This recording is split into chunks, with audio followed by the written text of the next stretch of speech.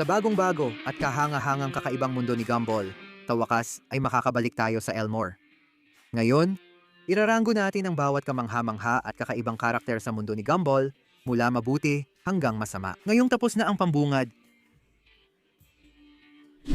simulan na natin sa kategoryang akma sa palabas, ang mabubuting karakter. Matapos ang kaunting pag-iisip, napagdesisyonan naming si Alan Keane ang karapat-dapat sa gintong medalya ng kabutihan. Oo, naaalala ko ang pangitain. Sa episode na ito, nabunyag ang manifesto ni Alan. Gusto niyang kontrolin ang Elmore Junior High para alisin ang kalungkutan sa mundo. Malupit man ang kanyang paraan, mabuti pa rin ang layunin niyang gawing mas masaya at mabuti ang mundo. Binibigyan namin si Alan ng gintong medalya ng kabutihan dahil sa episode na The Faith. Dito, nawalan ng pag-asa si Alan sa mundo, kaya nawala ang lahat ng kulay.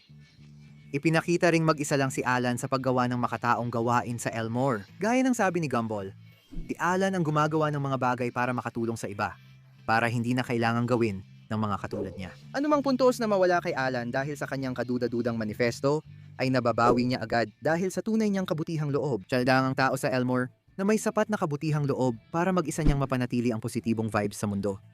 Kung hindi pa sapat yon, isipin mo na lang kung gaano siya kabait kay Gumball. Sa episode sa The Saint, paulit-ulit na sinusubukan ni Gumball na magalit si Alan pero laging bigo, hanggang sa dulo na sinigawan siya ni Alan. Ginawa niya yon para mapasaya si Gumball na nagpapakita ng kabaitan at kababaang loob. Hindi ko sinasabing maganda ang diktadura, pero kung kailangan natin ito, si Alan ang magandang kandidato. Ang sumunod sa kabutihan ay si Rocky Robinson, janitor at bus driver ng Elmore Junior High. Siya ay mahinahong Muppet at anak ng kapitbahay ng mga Watterson, ang mga Robinson. Kaya naman nakakagulat na hindi masama si Rocky. Sa totoo, siya ay maalaga at palakaibigan. Hindi siya perpekto, lalo na sa kakulangan ng taktika sa pakikipag-usap sa mga babae. Hindi siya kasing delusional ni Propesor, pero halos pareho na rin. Nakakakuha pa rin ng punto si Rocky dahil sa pagiging mapagkumbaba at may mabuting intensyon sa bayan. Mapagpatawad din siya, lalo na't mahal pa rin niya at tinutulungan ng kanyang mga magulang. Kahit itinuturing siyang kabiguan ng magulang, si Rocky ay mabait dahil gusto niya, hindi dahil may makukuha. Kahanga-hanga ito. At isang ticket papunta sa top 3 natin.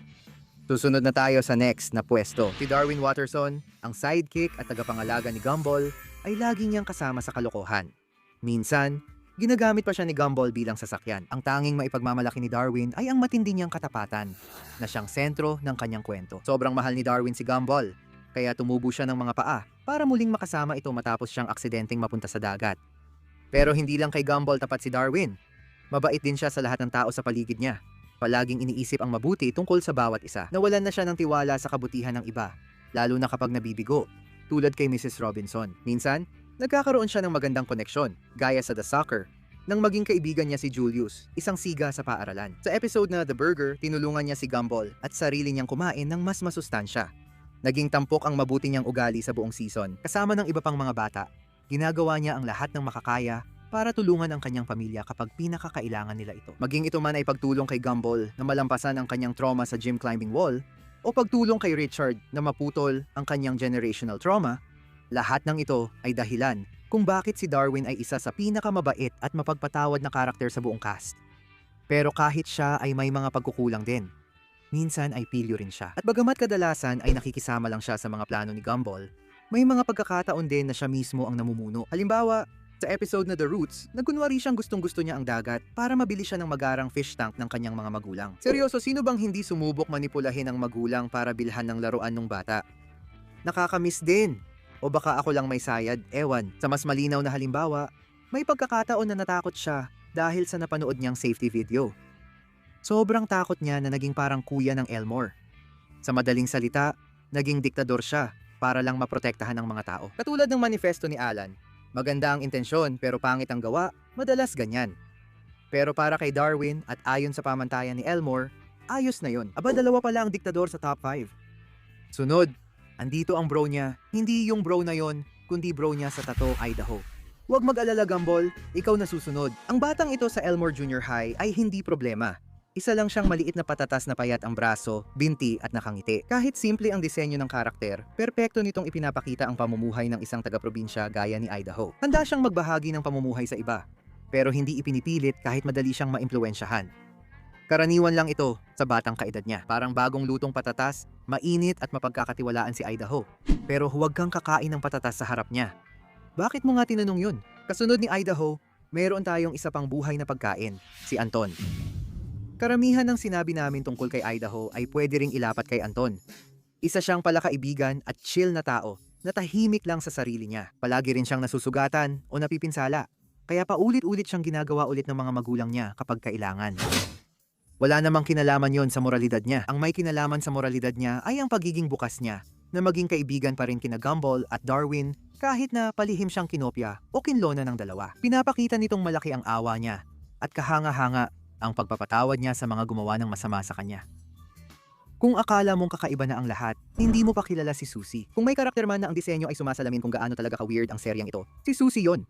Yung payat niyang puppet na mga braso at hindi, yung mukha niya na nasa baba at baliktad, at yung sikat niyang malalaking mata na parang googly eyes. Si Susie, pagdating sa personalidad at disenyo, ay tungkol sa pagtanggap sa sarili, kahit gaano pa ito kakakaiba.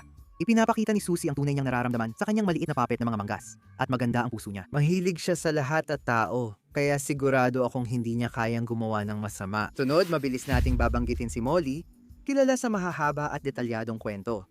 Mabait siyang estudyante na nahihirapang magkaroon ng kaibigan kahit anong pagsusumikap. Kahit kulang siya sa kaakit-akit na katangian, mabait si Molly at siya ang mas gusto ng mga dinosaur ng Elmore. Nakakagulat din na nabibigyan siya ng pansin sa episode na The Boring, kung saan nalaman na kaya niyang literal na pahintuin ang oras gamit ang kanyang mga kwento. Ginamit niya ang kapangyarihang ito para tulungan sina Gumball at Darwin na makaiwas sa pakikipag-away kay Tina. Ipinaliwanag niya kung bakit siya nilalabanan ni Tina dahil hindi sinadyang nasira nila ang tradisyonal niyang guhit tungkol sa pagkalipol ng mga dinosaur. Kahit agresibo si Tina, iginagalang ni Molly ang Dino Code at ipinagtanggol siya, kaya nakuha niya ang respeto. Sa aming libro, si Penny, nobya ni Gumball, ay iba sa karaniwang stereotype ng cheerleader o crush sa cartoons. Hindi siya mababaw kahit noong unang paglabas niya. Palaging mabait si Penny sa lahat. Pati kay Gumball na halatang may gusto sa kanya. Dahil dito, madalas nagkakatawa si Gumball kapag kasama niya si Penny. Pero palagi niyang binibigyan ng pagkakataon si Gumball na nagpapakita na mas maunawain siya kaysa sa kinakailangan. Ibig kong sabihin, nilason pa nga siya ng lalaking ito gamit ang mga cupcake na allergic siya. Pero hindi pa rin siya nawala ng pag-asa kay Gumball. Talagang matindi ang dedikasyon niya, seryoso. Pinakamasama kay Penny ay nagwala siya ng lumabas sa shell. Pero kasalanan ito ng tatay niya na pinilit siyang magtago. Hindi naman kasalanan ng tatay niya ang mga ginawa niya.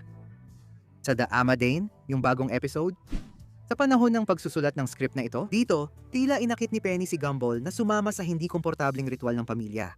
Linawin, hindi natin dinidepensahan si Gumball dahil duwag si Gumball na tulungan ng girlfriend niya, sana man lang ay inihanda siya ni Penny. Sa halip, parang niloko at binuli lang siya ni Penny habang sinusunod niya ang gusto ng tatay nito. Hindi naman ito isang bagay na nagpapatanong sa lahat ng moralidad niya dahil naiintindihan natin kung bakit siya naiinis. Pero siguradong may mas magagandang paraan sana para harapin ito. Hindi naman natin babawasan ng sobra ang puntos ng isang 12 anyos dahil lang hindi siya perpekto sa emosyonal na katalinuhan. Hindi sapat ang dahilan para ibaba siya ng pwesto at nakakatawa rin ang issue ng mataas na ranggo. Sunod na si Richard Watterson. Kung may medalya sa pinakamaraming center medal, tiyak si Richard ang mananalo. Nakakagulat ito, pero may dahilan kung bakit 3 center medalya ang nakuha ng tatay ng pamilyang Watterson. Seryoso? Sinubukan kong iwasan, pero wala talagang ibang pagpipilian kundi ibigay kay Richard ang mga medalya. Nakuha niya ang Gluttony Center Medal dahil sa hilig niya sa pagkain, pati na rin ang Sloth Center Medal. Kung magkatrabaho siya, parang magugunaw ang universo at ang Darwin Center Medal.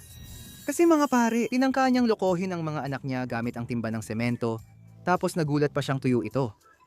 Ginawa niya ito para ipakita na si Richard ay maraming kapintasan. Pero kung titingnan mo pa ang lampas doon, makikita mo ang isang lalaki na talagang maaasahan sa bahay. Si Richard, bilang asawa, ay hindi pinalaki ng perpektong magulang. Sa totoo lang, iniwan siya ng ama noong bata pa siya, kaya sobrang inalagaan ng ina niya at hindi siya naging independent. Malalaman natin ito sa episode na The Cheerleader. Madalas siyang minamaliit ng ina niya kaya nagduda siya sa sarili, pero pinatunayan ni Richard sa tryouts na kaya niyang abutin ang pangarap niya. Paulit-ulit pinatunayan ni Richard na handa siyang gawin ang lahat para protektahan ang pamilya at mga anak niya. Kahit kailangan niyang iligtas sila mula sa isang malaking cargo crate, sagipin sila mula sa bagyo sa junkyard habang malakas ang ulan, o kahit tumayo laban sa manager ng tindahan para makuha ang refund na nararapat para sa kanila. Laging ibinubuhos ni Richard ang lahat para maalagaan ang kanyang mga anak. Hinayaan niyang kontrolin ng bagong nagkamalay niyang tiya ng buhay niya dahil akala niya mas gusto siya ni Anais, na nagpapakita ng matindi niyang di pagiging makasarili. Tulad ni Darwin, sobrang mapagpatawad at mahinahon din siya, na pinapakita ng katotohanang kailangan pa siyang pilitin ng mga anak niya para tigilan na ang palagiang pambubuli sa kanya ni Harold. Walang hanggan ang kayang gawin ni Richard para sa pamilya niya. Pinapasaya niya si Nicole kapag malungkot at pinoprotektahan ng mga bata kapag may problema. Kahit sinasabing tamad, ignorante, o delikado siya ng iba, malaki ang puso ni Richard na bumabawi sa mas malaki niyang tiyan at maliit na utak. Kasunod ay mabilis na pagbanggit kay Lolo Louis Watterson. Kilala mo siguro siya bilang mukhang pinaghalong abstract na daga at tripod na camera, pero sa sumunod na mga season, si Louis ay napangasawa si Lola Jojo at naging ampon na ama ni Richard pati lolo ng mga anak nito. Ipinapakita niya na maganda ang relasyon niya sa buong pamilya, na nagpapakita na siya ay talagang maayos makisama at mabait na tao. Lalo na kung iisipin kung gaano kabastos si Richard sa kanya noong una silang nagkita. Susunod si Banana Joe, ang class clown ng Elmore Junior High. Unang patakaran kapag kasama siya, huwag nguyain ang kanyang panulat. Pangalawa, walang patakaran. Oo, hindi si Banana Joe ang tipo ng tao na lalapitan mo kung gusto mo nang makikinig sa'yo o malalim na payo, pero kung kailangan mo ng tao na ang layunin, sa halos 70% ng pakikisalamuha niya ay mapasaya ka. Siya ang tamang tao para dyan. Minsan, walang pakiramdam ang mga biro niya. Maganda magpatawa, pero dapat niyang matutunan ang tamang oras at lugar sa pagbibiro. At pagkatapos niya, may dalawahan tayong entry para sa mga magulang niya, sina Banana Bob at Banana Barbara. Sa totoo lang, wala masyadong masasabi tungkol sa dalawang ito. Higit pa siguro kaysa sa ibang karakter, malinaw na hindi nalayo ang saging sa puno. Mahal ng dalawang ito ang isa't isa at ang anak nila. At bukod doon, ano pa ba ang kailangang sabihin? Hindi naman parang propeta ang isa sa kanila o kung ano paman, di ba? Sunod naman, ang guidance counselor ng paaralan, si Ginoong Small. Maliit man ang pangalan ni Ginoong Small, malaki ang epekto niya. Sa tuwing siya'y dumarating, may kasunod na payo o ritual na maganda ang hangarin, pero kadalasan hindi nakakatulong. Si Ginoong Small ay sinusubukang maging altruista, ngunit minsan nagiging hadlang ito sa kanya, at paminsan-minsan ay nagiging makasarili rin siya. Pinakamasama niyang paglabas ay sa episode na Ang Medyas, kung saan matapos magdulot ng gulo sina Gumball at Darwin, hinikayat niya silang manahimik. Hindi ko inakalang kailangan ko pa itong ipaliwanag, pero ito ay isa sa pinakamasamang masabi sa mga bata bilang guidance counselor. Sinubukan niya rin silang mahilig sa astrolohiya sa reboot, pero iyon ay dahil literal na na-brainwash siya ng kristal, kaya hindi natin siya masyadong masisisi doon. Gayunpaman, may malasakit siya sa pagtulong sa iba, at kadalasan ay sinusubukan niyang maging walang pag-iimbot. Minsan nagiging bayani siya, gaya noong tinulungan niya sina Gumball at Darwin na iligtas si Molly mula sa void, kaya may puntos siya sa tapang. Narito rin ang palakaibigang imigrante mula Juke Boxenberg, si Juke. Isa siya sa mga tahimik na bata sa Elmore, o kung hindi man, isa sa mga hindi masyadong maintindihan sa boombox. Nagsasalita lang siya ng Ingles kapag na-activate yung switch sa likod ng ulo niya, na hindi niya kayang abutin mag-isa. Hindi ba niya naisip gumamit ng pangkamot? Ang susunod ay ang lokal na hypochondriac na si Terry. Katulad ni Molly, flat ding character si Terry, pero mas literal. Malinaw na tinutukoy ko ang katotohanang siya ay kilala dahil sa matindi niyang takot sa mikrobyo. Kaya't palagi siyang naglilinis o pinupuna ang lahat ng bagay at tao sa paligid niya. Hindi mo rin siya masisisi sa pag-aalala sa kaligtasan niya at ng iba, kahit minsan ay sobra.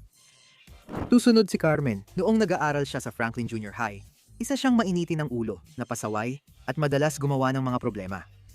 Siguro ang pinakamasama sa lahat ay ang pangungutya niya sa kanyang guro. Si Ginoong Blurry McBlurry Face o kung ano man ang pangalan niya. Buti na lang, nang siya ay mapatalsik at lumipat sa Elmore, nagsikap si Carmen na baguhin ang kanyang buhay. At kahit minsan ay mayabang siya tungkol dito, tunay naman siyang nagmamalasakit na matulungan ng iba na mapabuti ang kanilang buhay. Kailangan nating magpaliwanag ulit. Mas mababa ang nakuha ni Larry ngayon, pero may positibong epekto siya sa serye. Tandaan, mas bagay na tawaging essential worker si Larry ngayon.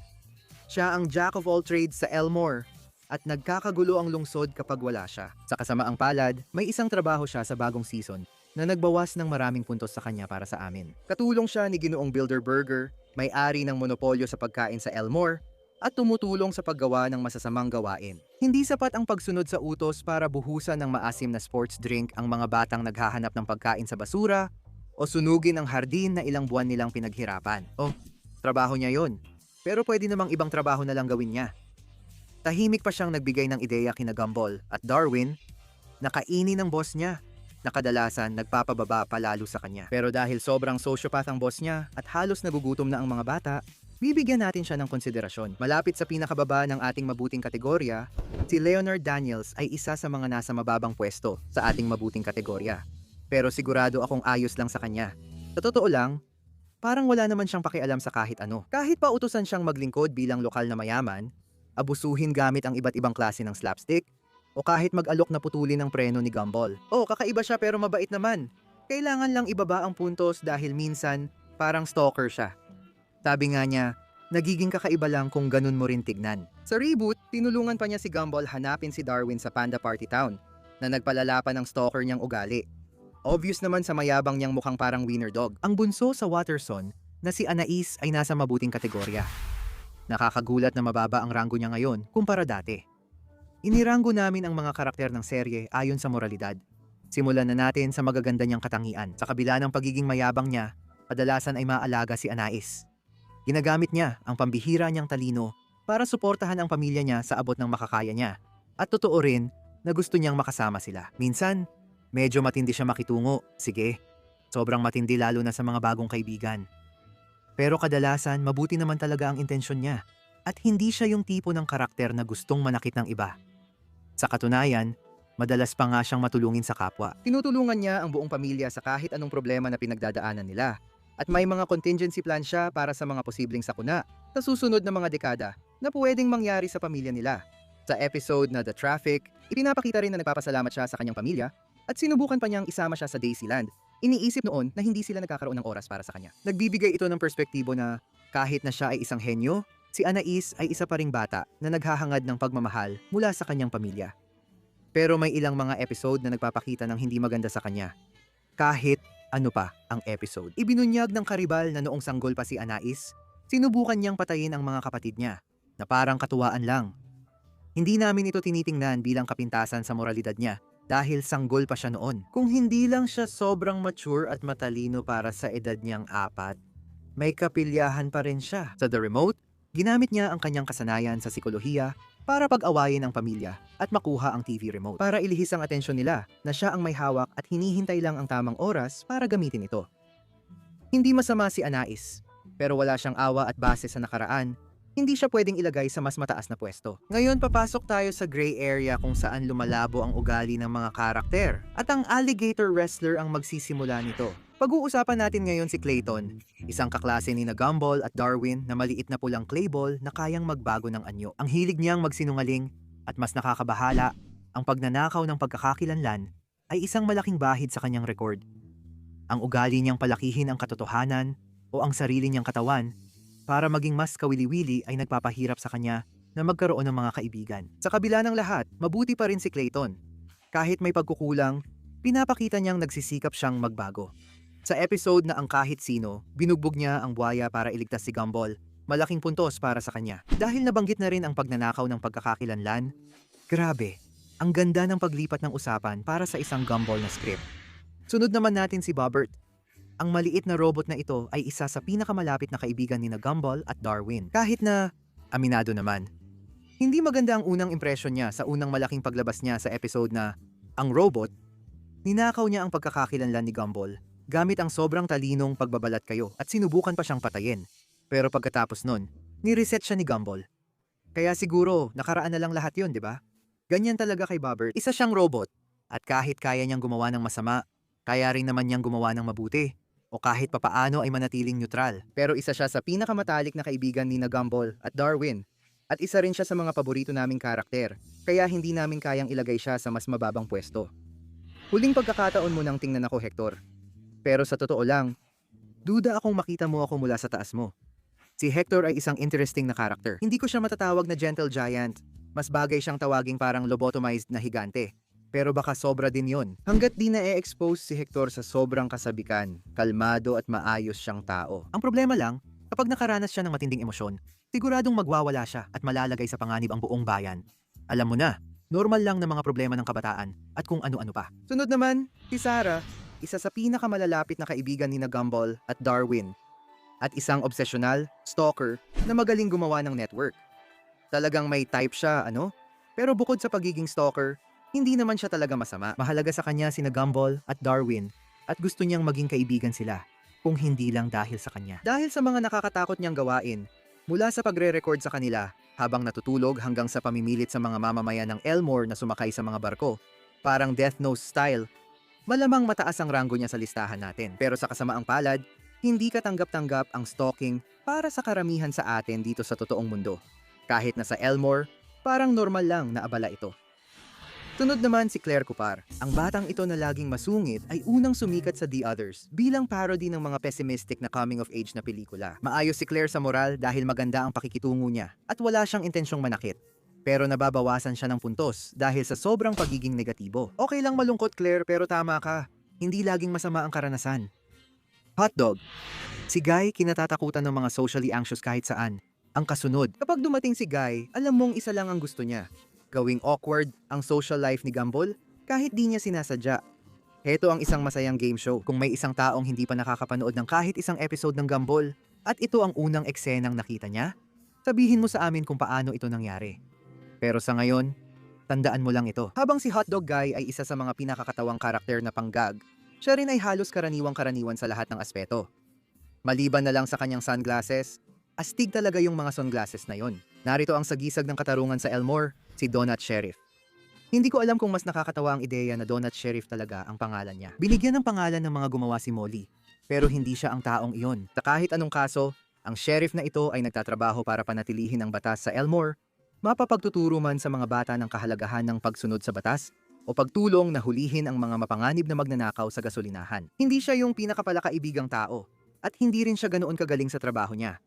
Pero itong pulis na parang tinapay ay maayos na tao na may mahalagang ginagampanan sa Elmore. Kahit maliit lang ang papel niya sa Angguro, dapat pa rin siyang respetuhin dahil sa pagsisikap niyang iligtas si Gumball.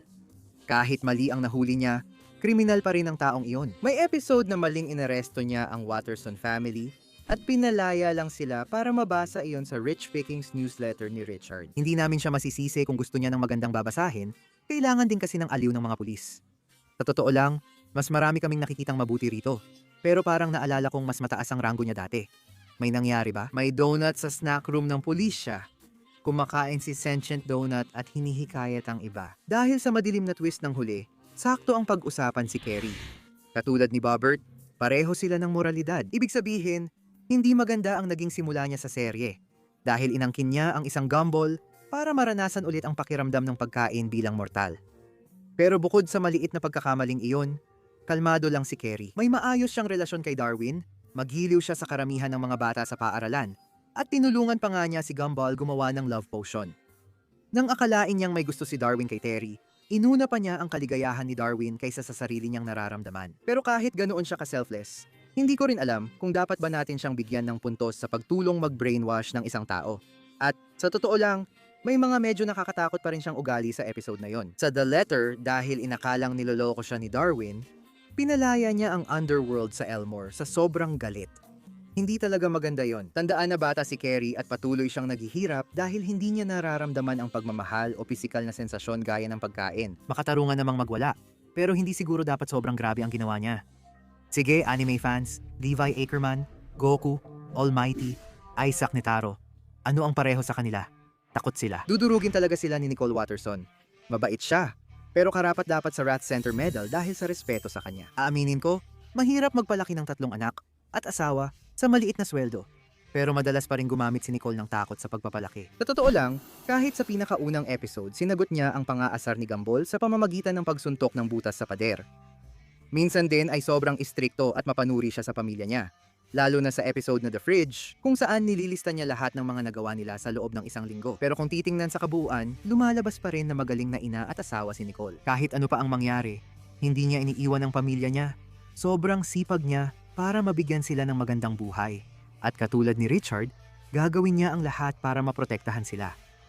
Kahit pa mga hulugan ito ng pagtunaw ng kaluluwa ng isang tao gamit ang isip niya para lang mapalinis ang bahay niya. Ang determinasyon niyang madala si Anais sa Daisyland bago ito tuluyang magsara ay lalo lang nagpapakita na karapat-dapat siyang respetuhin bilang ina. Handang-handa siyang gawin ang lahat para sa pamilya niya.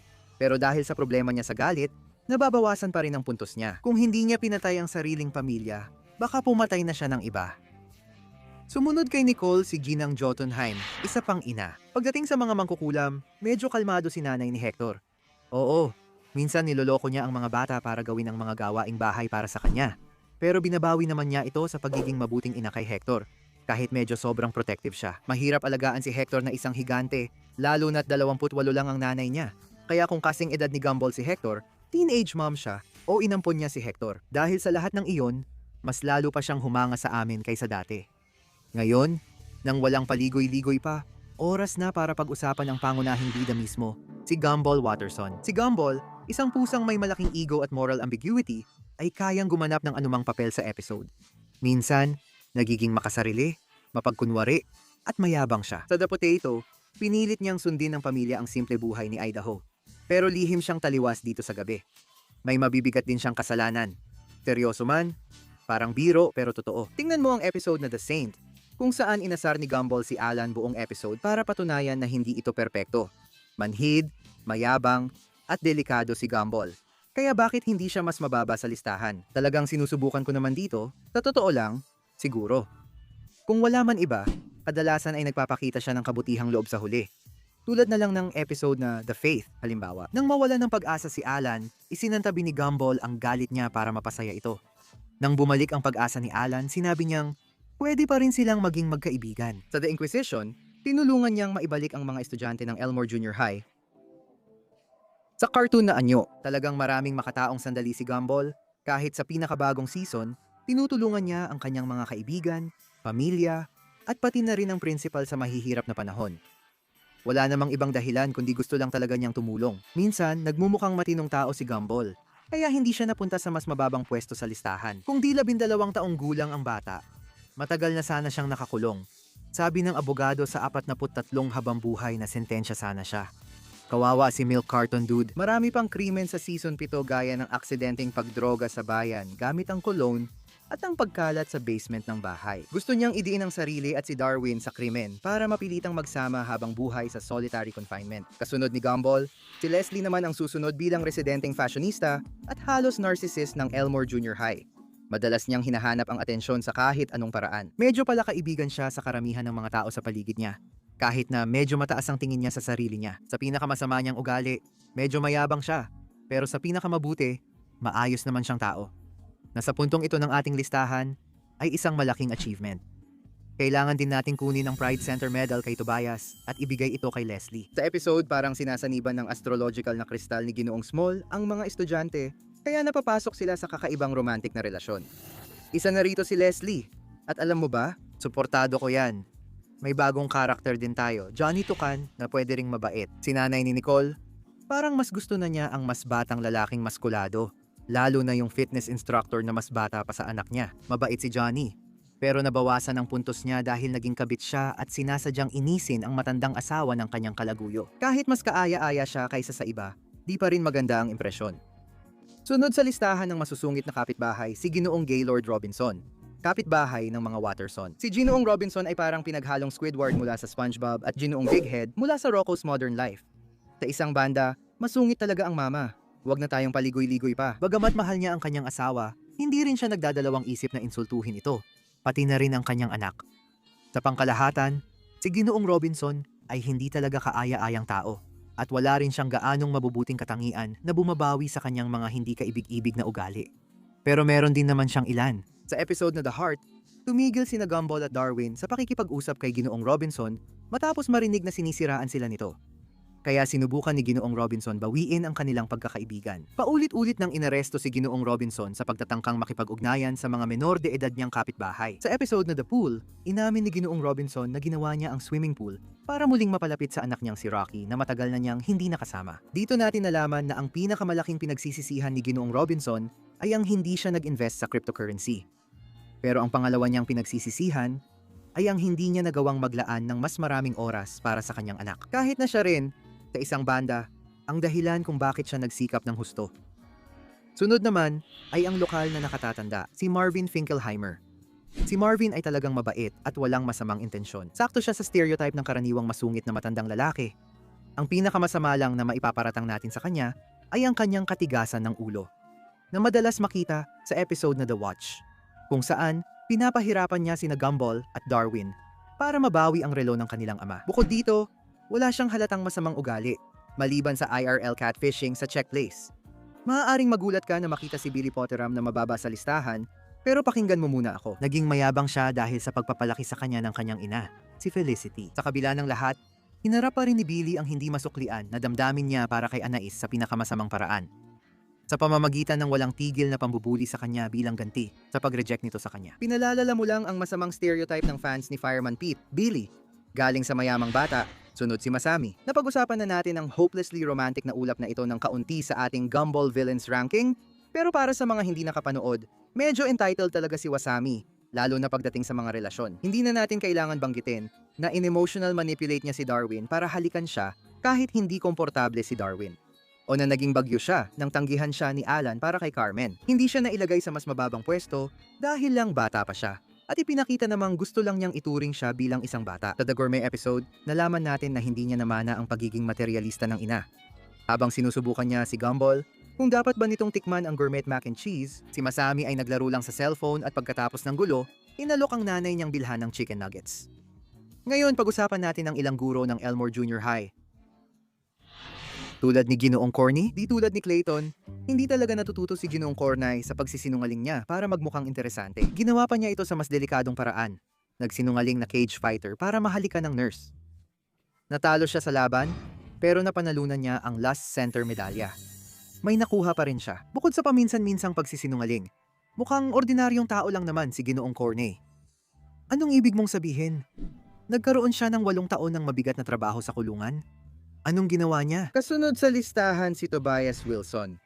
Isang natatanging atleta na hindi mo masasabi na bully, pero hindi rin naman santo. Ang layunin ng kanyang karakter ay matanggap ng mga kaibigan, kaya minsan ito'y lumalabas. Ipinapakita rin niya ang kumpiyansa ng isang pangunahing karakter. Sa totoo lang, sa isang episode, diretsahan niyang nawala ang kanyang pasensya kina Gumball at Darwin dahil hindi siya ang pangunahing karakter. Tungkol naman sa pakiramdam ni Tobias na may karapatan siya, nagiging sobrang obsessed din siya kapag may gusto siyang makuha o may gusto siyang tao. Kapag nagdesisyon siyang gusto niya maging ang matalik na kaibigan ni Gumball, handa siyang magwala na parang sa Scott Pilgrim para talunin ang iba pang matalik na kaibigan ni Gumball. Para siya na lang ang natitirang kaibigan. Kahit na lahat ng ito ay nasa isip lang niya, medyo magulo pa rin ito. Sa totoo lang, bata lang si Tobias at wala siyang intensyong manakit ng iba. Dahil kulang siya sa positibong katangian, mababa pa rin ang kalagayan niya at lalong naging kakaiba ang nakakatakot niyang ugali. Sa episode na Astrology, paulit-ulit niyang sinusubukang agawin si Penny kay Gumball. At sa episode na The Entrance, sinusubukan niyang imbitahan ang mga lalaki at ang kanilang mga girlfriend sa party sa bahay niya. Marahil para subukan niyang agawin ang mga babae nila. Medyo naaawa pa rin tayo sa kanya dahil gusto lang naman niya ng kasama na talagang nakaka-relate at bata pa siya para magbago at maging mas mabuting tao. Hindi pa siya masyadong payat o mukhang creepy dahil sa bigote pero papunta na siya doon. Ang isa pang miyembro ng faculty, si Coach Russo, ang susunod. Siya ang ina ni Jamie at tinanggap niya ang pagiging coach sa Elmore Junior High para mapigilan ang matinding pambubuli sa kanyang anak na babae. Madalas ilagay ni coach sa panganib ang kanyang mga estudyante dahil sa sobrang tindi ng kanyang training na pinakakapansin-pansin sa episode na The Recipe, kung saan diretsahan niyang pinanood na matunaw ang isa sa kanyang mga estudyante sa tubig para lang sa isang swim safety lesson na parang wala lang sa kanya. Ibinunyag sa bagong season na idineklara niyang independenteng estado ang gym para hindi siya makasuhan kung may masaktan sa mga bata. Pero bukod sa insidenteng iyon, pinipigilan pa rin niya si Jamie na mambuli ng ibang mga bata sa paaralan. At mukhang determinado talaga siyang turuan ang mga bata ng mga kasanayang makakatulong sa kanila sa hinaharap. Mas maganda ngayon ang pwesto ng ama ni Penny, si Patrick Fitzgerald, kaysa dati. Mababa ang ranggo niya noon at may dahilan naman. Itinago ng lalaking ito ang totoong sarili niya kay Penny ng matagal, sa halip na tulungan siya. Kahit para protektahan siya, sinabi pa rin niya kay Penny na weirdo ito. Dahil dito, siya mismo, sa isang nakakatuwang paraan, ang naging pinakamalaking banta sa kumpiyansa ng anak niyang babae. Kahit na nagsisikap siyang baguhin ang sarili niya, kaya hindi na siya bumaba pa. Isa pa rin siya sa mga hindi ka nais-nais na magulang sa Elmore. Sa The Amadian episode, natutunan na niyang tanggapin ang anak niya. Pero pinagsusuot pa rin niya si Penny ng shell kapag kaharap ang lola bilang respeto sa tradisyon. Pero sa huli, diretsahan niya ang sinabi kay Penny na hindi niya kailangan ng shell niya. At mahal at tinatanggap siya ng pamilya nila kung sino talaga siya. Nabago ang tingin niya kay Gumball. Tinanggap niya ito sa pamilya at nagkaraoke sila sa dulo. Malayo pa rin siya sa pagiging ultimate giga chad na si Richard Watterson. Hindi na masamang tao o ama si Patrick, kaya dapat siyang respetuhin sa kanyang paglago. Si Principal Brown ng paaralan ay halos nasa dulo ng ating gray area. Si Nigel dito ay maaaring tapat na partner kay Miss Simeon. Pero hindi ibig sabihin nun na hindi na siya problematic bilang tao sa pangkalahatan. Maliban sa pagiging inutil at manhid, ganap ding manloloko si Principal Brown, tulad ng ipinakita sa episode na The Fraud. Upang maitago ito, handa siyang pasabugin ang buong paaralan na nagpapakita ng baluktot niyang ugali. Malalaman natin ang tungkol sa kanyang nakaraan sa episode na The Butts, kung saan nalampasan niya ang trauma ng pambubuli sa kanyang kalbong puwet. Matapos tulungan ni Gumball si Principal Brown malampasan ang trauma, pumayag siyang basahin ang tula tungkol sa pagtanggap sa sarili sa harap ng paaralan. Tapos, pasensya na, tama ba ito? Nagpatuloy siyang mag-twerk sa harap ng mga bata bilang audience. Ako, sige na nga. Ang tanging dahilan kung bakit hindi siya napupunta sa masamang kategorya ay dahil talagang may pakialam siya sa kanyang mga estudyante kahit papaano. Madalas siyang gumagawa ng paraan para matulungan silang matuto ng mahahalagang aral o kumustahin sila kapag may hinala siyang may mali. Sa bahay naman, si Granny Jojo ang nagsisilbing hangganan ng gray area. Tulad ng nabanggit kanina, ang pinakamasamang ugali ni Granny Jojo ay ang hindi magandang pagpapalaki niya kay Richard. Dahil sa sobrang pagiging overprotective niya, naging tamad at walang kakayahan si Richard ngayon. At tulad ng nakikita natin sa kanyang autoridad, kung siya ang masusunod, ganyan din ang buong pamilya Watterson. Sinasadya niyang panatilihin ang kanyang anak sa pagiging parang bata pa rin kahit matanda na. At kung hindi pa sapat yon, ipinapakita rin niya ang parehong kontrol sa kanyang asawa na si Louie, na ayaw pa nga niyang payagan na magkaroon ng mga kaibigan. Bukod sa kanya, sa kabila ng kanyang mga pagkukulang, tunay naman niyang mahal ang kanyang pamilya. At sa isang banda, ang kanyang mga ginagawa ay para mapanatiling ligtas ang mga ito. Hindi rin siguro naging madali para sa kanya na palakihin si Richard mag-isa kahit hindi ko palalampasin ang kanyang mga mali. Lalo na ang pagbigay ng generational trauma na kailangang paghilumin ni Richard, bibigyan ko pa rin siya ng konting pangunawa. Kaya hindi ko siya isasama sa huling kategorya. Pag-usapan natin ang pinaka hindi kaibig-ibig na mukha sa Elmore, mula masama hanggang tunay na masama. Unang nabanggit dito si Otso, na sa una, tila hindi bagay ilagay sa listahan. O may problema siya sa galit, pero pati sina Nicole at Ginoong Robinson. Bakit sila nasa gray area, pero si Otso hindi? Ganito kasi yan. Bagamat bata pa si Otso, at minsan ay nagpapakita siya ng pagkamalay sa kung gaano siya kalakas magpakita ng emosyon. Isa rin siya sa pinaka-impulsive at marahas na karakter sa buong palabas. Mabilis magalit ang batang to, pati alarm clock niya natatakot. Sa Ang Cho episode, handa pa siyang takutin ang mga kaibigan bago sila mapasama sa inner circle niya. Hindi pa kasama rito ang malamig niyang pag-amin sa pagkuha ng alagang hayop ng iba. Sa kabila nito, hindi naman masama si Otso. Isa lang siyang batang di matatag at nangangailangan ng therapy. Narito ang sikat na nerds ng Elmore, sina Colin at Felix, magkaibigang itlog ang ulo at namumuno sa Reject Club na tumatanggap ng mga batang hindi tinanggap sa ibang club. Hindi tulad ni na Bobert at kahit si Otso, na miyembro rin ng club, hindi talaga nabigyan ng nakakaawang kwento ang dalawang ito. Madalas pa nga nilang insultuhin ang mga tao sa paligid nila nang walang dahilan. Pero dahil sa mayabang na pakiramdam ng pagiging mas mataas, tinulungan siya ni Ori na makalaya mula sa labis na pagdepende ng kanyang pamilya na nagbigay kay Nicole ng pakiramdam ng pagtakas. Sa kasamaang palad, lumalabas na mas yandere pala si Ori kaysa sa inaasahan ni Nicole. Nang nagkaroon ng lakas ng loob si Nicole na piliing makasama ang kanyang pamilya kaysa sa isang computer, halos ikulong sila ni Ori sa isang Cybertruck at sinubukang itapon sila sa ilalim ng ilog Elmore. Lahat ng ito para mapasa kanya lang si Nicole. Sa pagkakataong ito, tingin namin mas karapat dapat siyang bigyan ng Envy Center Medal kaysa kay Gumball. Naiangat lang siya mula sa mas mababang pwesto dahil kahit papaano ay humingi siya ng tawad kay Nicole, binigyan siya ng pack ng baterya at naghahanap ng sarili niyang pamilya. Maganda na rin yon, pero tinangka pa rin niyang patayin ang 3 bata at si Richard. Halos walang pagsisisi, kaya hindi pa rin nababalanse ang lahat. Sunod, may karakter tayong si Hobo na mula pa simula nandyan. Hindi siya ganoon ka-memorable sa Gumball, kaya hindi siya naisama noon sa Good to Evils ng serye. Malaki pa rin ang papel niya sa episode na The App, kung saan tinulungan niya sina Gumball at Darwin pigilan ang masamang social media app na binabrainwash ang mga bata sa Elmore. Makakakuha sana siya ng maraming kredito doon, kung hindi lang dahil siya rin ang gumawa ng app, at pagkatapos ay gumawa pa ng isa pang app na mas nakaka-addict pa. Bukod pa rito, nalaman na hindi talaga siya mahirap. Nawala lang yaman niya dahil sa kasakiman. Siguro, naayos niyang gamitin sandali ang napanalunan sa loto noong unang season. Sumunod sa listahan si Tina Rex. Kaawa-awa siya dahil takot siya sa bahay nila sa junkyard.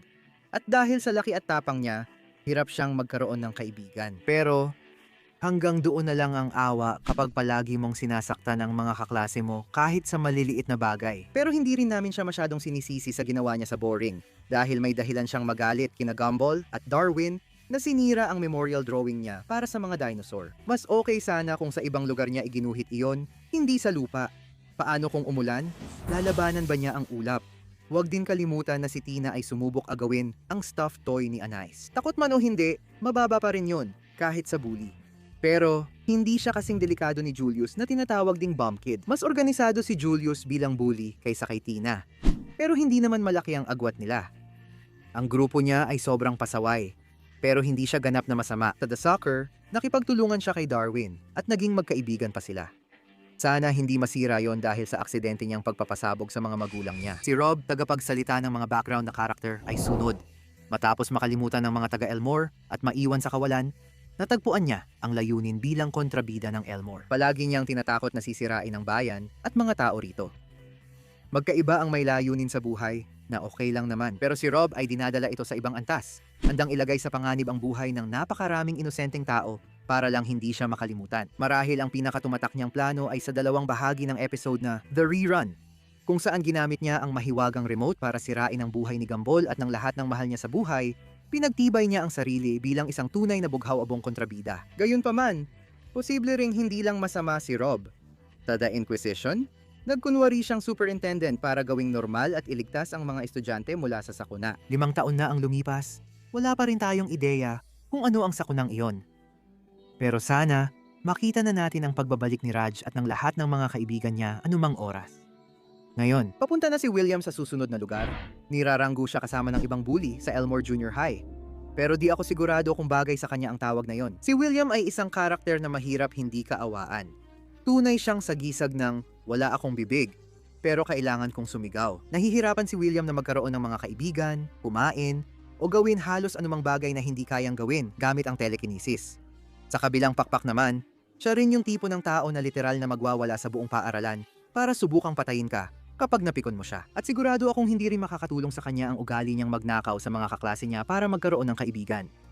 Para naman sa pinakamasahol na bully sa Elmore Junior High, narito si Jamie. Oo, kahit may T-Rex at pampasabog, si Jamie pa rin ang pinakakinatatakutang bully sa paaralan. Gaya ni Julius, tipikal na siga si Jamie. Kahit di siya sobrang malupit, madalas pa rin siyang manakit at di niya ito nakikitang mali. Halos lahat ng side character sa palabas ay nasaktan na niya minsan. Kahit biro lang, masama pa rin ang ipakain ng kaklase mo sa natural niyang predator. Hindi naman siya lubos na masama. Tulad ni Julius, naging kaibigan din niya ang isa sa mga anak ni Watterson. Isa pa rin ito sa mga di kanais-nais na mukha ng Elmore kaya mabuting iwasan siya. Mas nakakagulat, mas mataas na ang ranggo niya ngayon. Si Miss Simeon, ang meme teacher archetype ay matagal nang gamit sa cartoons. Pati noong una, lumabas ang Gumball.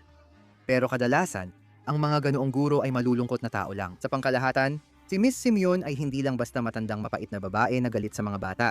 Hindi, isa siyang matandang mapait na babae na galit sa mga bata at gustong makita silang nahihirapan. Iba ang pagiging sadista at iba rin ang pagiging taong galit sa lahat ng bagay at tao sa paligid niya. Kapag pinagsama mo ang dalawa, nakakabuo ka ng kakaibang klase ng kasamaan na mahirap isipin na may mas masahol pang tao na ilalagay sa posisyon ng namumuno. Sa mga estudyante sa middle school, hindi rin siya mabait sa mga bata.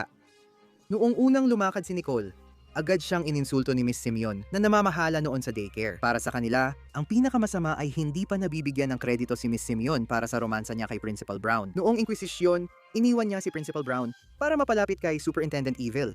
Marahil dahil naaakit siya sa hilig nitong mga abuso ng mga bata. Siguro kaya naman talagang nagulat kami nang makita namin ang papel niya sa episode na The Teacher. Sa episode na ito, ipinakita na talagang nagmamalasakit si Miss Simeon sa kanyang mga estudyante. Wow, handa siyang magkasangkot sa krimen para lang sa mga laptop. Hindi sapat ito para mapunan ang taon ng pang-aabuso niya sa mga estudyante. Ipinapakita nito na sa kabila ng kalupitan niya, may guro pa ring may malasakit. Narito rin ang mga magulang ni Nicole, sina Daniel at Mary Sinicourt. Sila ang dahilan kung bakit si Nicole ay may personalidad na sobrang sipag at madaling mag-init ang ulo na kilala at mahal natin.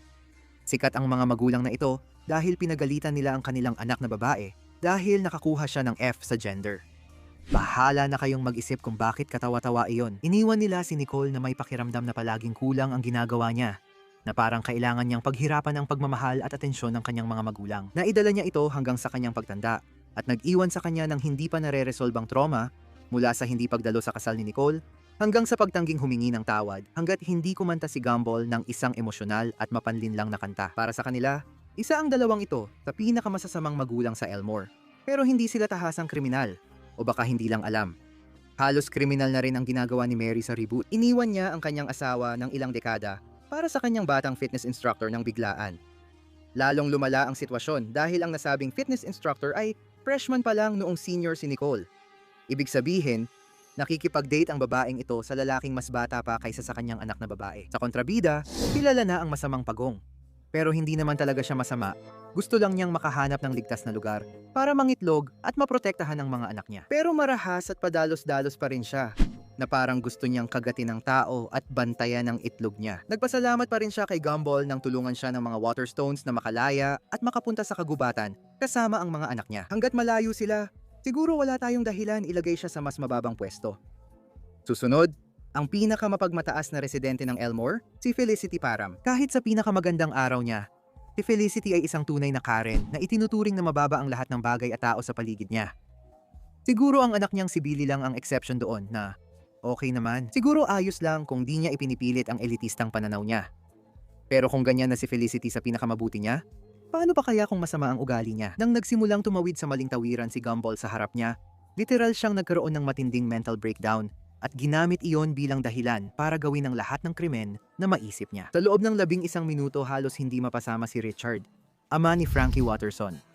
Masama mang ina si Granny Jojo, pero sinubukan naman niya. Hindi, bawiin ko yon. Kahit papaano ay nandoon siya.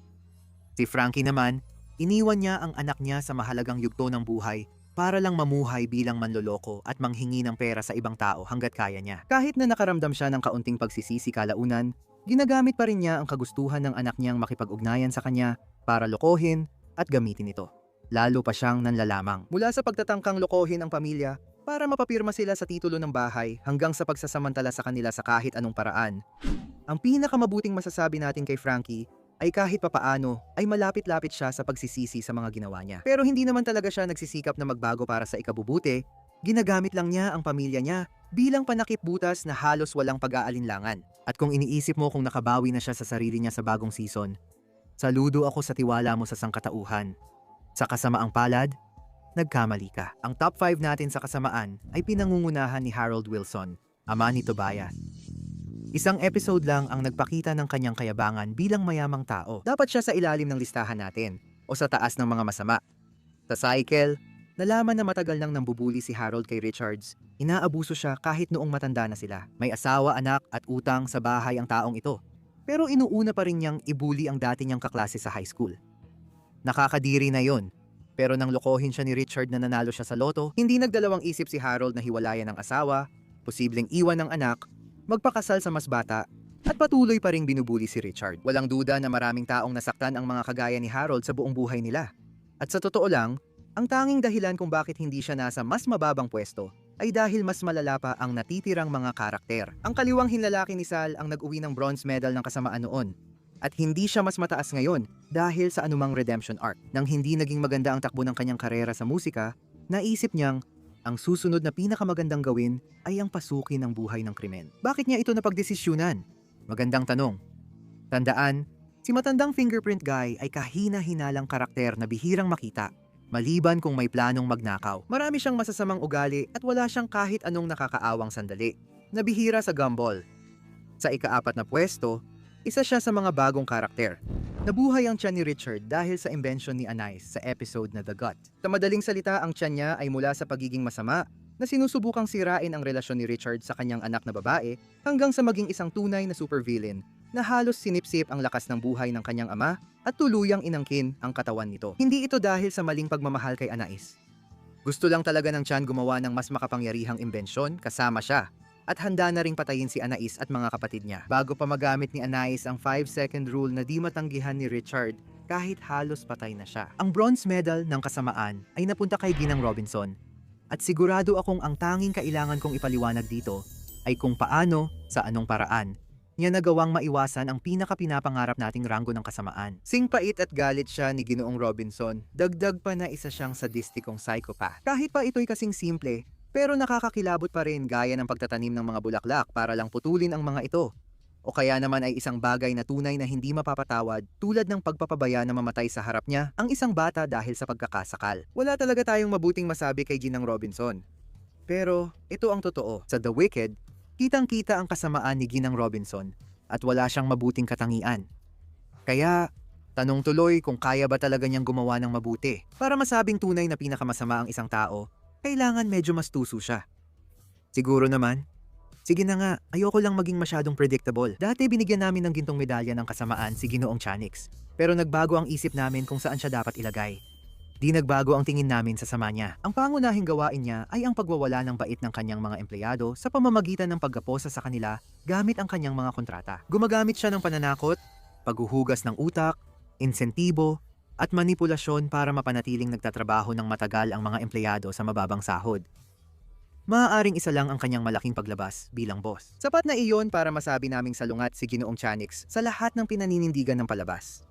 Ang Gumball ay tungkol sa kasiyahan, pagiging natatangi, at karapatang pantao.